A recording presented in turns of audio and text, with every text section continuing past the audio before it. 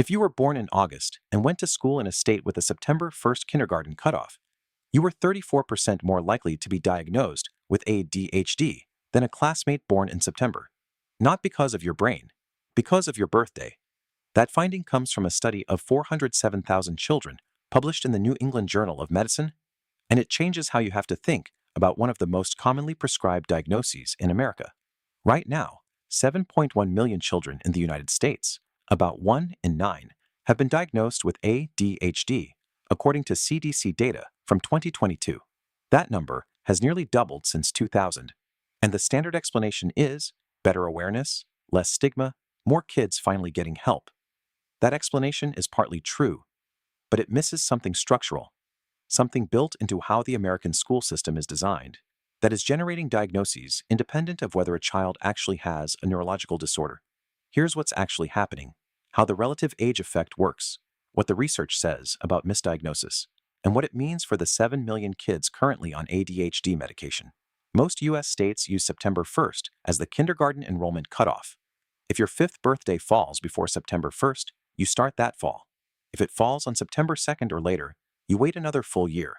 That means on the first day of kindergarten, some children are nearly 6 years old and some are barely 5.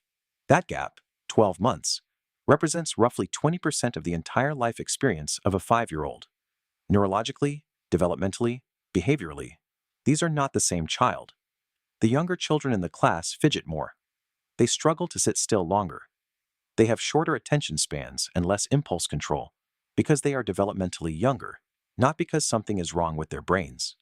But in a classroom where everyone is expected to meet the same behavioral standard, the youngest kids stand out. According to the NEJM researchers, teachers and school personnel are more likely than parents or physicians to first suggest an ADHD diagnosis. The teacher sees behavior that looks anomalous relative to the rest of the class. The parent gets a referral. The pediatrician sees a child presenting with inattention and hyperactivity. The diagnosis follows. The Harvard-led NEJM study examined 407,846 children born between 2007 and 2009. In the 18 states with a September 1st cutoff, children born in August were diagnosed with ADHD at a rate 34% higher than children born in September. They were also prescribed stimulant medication at a rate 32% higher. That's not a small signal. That's 1/3 more diagnoses based entirely on when in the calendar year a child happened to be born. And critically, in states without a September 1st cutoff, the effect disappeared. The diagnosis gap tracked the enrollment cutoff date, not any underlying biological difference between the children. A separate study in the Journal of Pediatrics, looking at 378,881 children in Taiwan, found that August-born children were 1.65 times more likely to be diagnosed with ADHD and 1.73 times more likely to be put on medication than September-born children. Different country, different healthcare system, same pattern. A 2012 study in the Canadian Medical Association Journal found boys born in December were 30% more likely to be diagnosed with ADHD than boys born in January. The relative age effect has been replicated across countries, healthcare systems, and decades of research. An ADHD diagnosis doesn't stay in a classroom. It enters a child's permanent medical record. Depending on the context, it can affect insurance underwriting, military service eligibility, pilot and air traffic controller licensing, and in some states, professional licensing applications. More immediately, it shapes how a child understands themselves. A label applied at age 5 or 6 that can follow them into adulthood. ADHD is also a real, heritable, neurobiological condition. This research does not say ADHD doesn't exist. What it says is that the diagnostic system cannot reliably distinguish genuine ADHD from normal developmental immaturity in young children, and the consequences of that failure land disproportionately on the youngest kids in every grade cohort. The children who are being misdiagnosed aren't receiving neutral treatment. They are, in many cases, being prescribed stimulant medications, Adderall, Ritalin, Concerta, that are classified as Schedule II controlled substances. Without insurance, brand name Adderall can run $300 to $500 per month. Generic versions run $60 to $130 without coverage. One more detail from the research. The relative age effect tends to diminish as children get older. By middle school and high school, the gap between the youngest and oldest in a grade narrows as development catches up. Many researchers interpret this as further confirmation that the early diagnoses were capturing developmental timing, not a persistent disorder. The child grows out of it because there was nothing neurological to grow out of. Here's the framework. The ADHD diagnostic system doesn't measure your brain against a biological baseline. There's no blood test for ADHD, no imaging scan. The DSM-5 criteria require that symptoms be present in multiple settings, persist for at least 6 months, and cause functional impairment. That's it.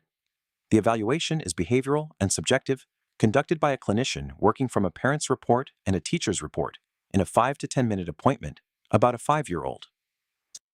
What that system is actually measuring, in many cases, is how a child compares to the other children in their classroom. Not to a neurological standard, to their peers. And if your peers are almost a year older than you will look like an outlier by design. This is the upstream problem. And if you've watched earlier videos on this channel, you recognize the framing. The downstream response is more diagnoses, more prescriptions, more individualized treatment plans. The upstream question is, why is the school enrollment system generating a medically significant diagnostic signal? And why has no one changed it? Some school districts have begun recommending that parents of late summer-born children consider delaying kindergarten entry by a year, a practice called academic redshirting. The research suggests this reduces the relative age gap and the downstream diagnosis disparity. It is not a standard policy anywhere in the United States. The diagnosis rate doubled in 20 years. The enrollment cutoff system has not changed in 20 years.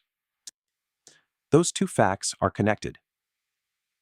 3 things worth knowing if this affects you or someone you know. First, if a young child is being evaluated for ADHD, ask the clinician whether the child's age relative to their classmates has been factored into the assessment. A good evaluator will address this. If they don't, request it. This is not a fringe concern. It's published in the New England Journal of Medicine.